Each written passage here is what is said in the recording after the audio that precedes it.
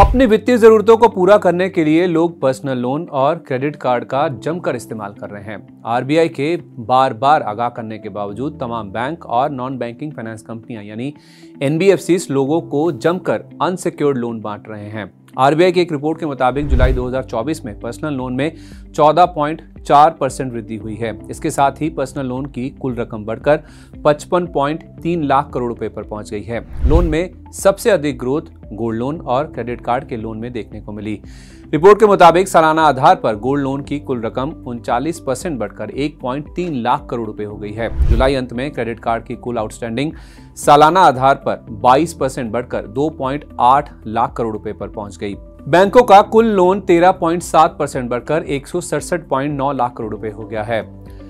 Home loan की growth सबसे कम 12.8% रही है। सालाना आधार पर जुलाई में होम लोन का बकाया 28.1 लाख करोड़ रुपए रहा। रिपोर्ट की खास बात यह है कि ऐसे ग्राहकों की संख्या में तेजी से वृद्धि हो रही है जिनके पास क्रेडिट कार्ड का बकाया है। इसका मतलब है कि इन लोगों ने क्रेडिट कार्ड का इस्तेमाल करके उसका समय पर भुगतान नहीं किया है। एसबीआई की एक रिपोर्ट के मुताबिक क्रेडिट कार्ड धारकों ने इस साल जुलाई में 1.7 लाख करोड़ रुपए खर्च किए, जो पिछले साल की इसी अवधि की तुलना में 19% ज्यादा है। जुलाई में लोगों ने क्रेडिट कार्ड के जरिए 38.4 करोड़ ट्रांजैक्शन किए। ये संख्या पिछले साल के मुकाबले करीब 40% ज्यादा है। इससे साफ जाहिर है कि देश में क्रेडिट कार्ड के जरिए खर्च तेजी से बढ़ रहा है। अब समझते हैं कि पर्सनल लोन कितनी तरह के होते हैं, साथ ही सिक्योर्ड और अनसिक्योर्ड लोन में क्या अंतर है। आमतौर पर लोन दो तरह के होते हैं, सिक्योर्ड और अनसिक्योर्ड लोन। अनसिक्योर्ड लोन में पर्सनल लोन और क्रेडिट कार्ड लोन आते हैं, वहीं सिक्योर्ड लोन में home loan, auto loan, gold loan और प्रॉपर्टी लोन आदि आते हैं। सिक्योर्ड लोन में बैंकों का रिस्क कम है क्योंकि लोन के बदले आपने एसेट गिरवी रखा है।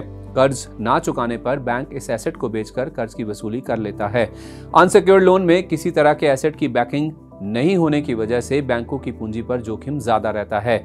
जोखिम ज्यादा होने के कारण ही अनसिक्योर्ड लोन की ब्याज दर सिक्योर्ड लोन के मुकाबले ज्यादा होती है। उदाहरण के लिए ज्यादातर बैंकों के ऑटो और होम लोन की ब्याज दरें 8.5 से 10% के बीच हैं, जबकि अनसिक्योर्ड पर्सनल लोन की ब्याज दरें 12 से 24% तक हो सकती है। क्रेडिट कार्ड के लोन पर बैंक और फाइनेंस कंपनियां सालाना 36 से 48% तक का ब्याज वसूल रहे हैं।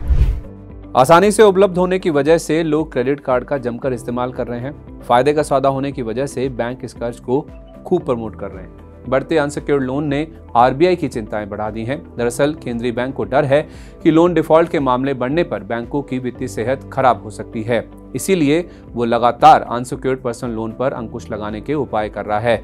किसी जरूरी काम के लिए कर्ज लेने में कोई बुराई नहीं है, लेकिन इस बात को अच्छे से समझ लें कि अनसिक्योर्ड लोन की ब्याज दरें काफी ऊंची होती हैं।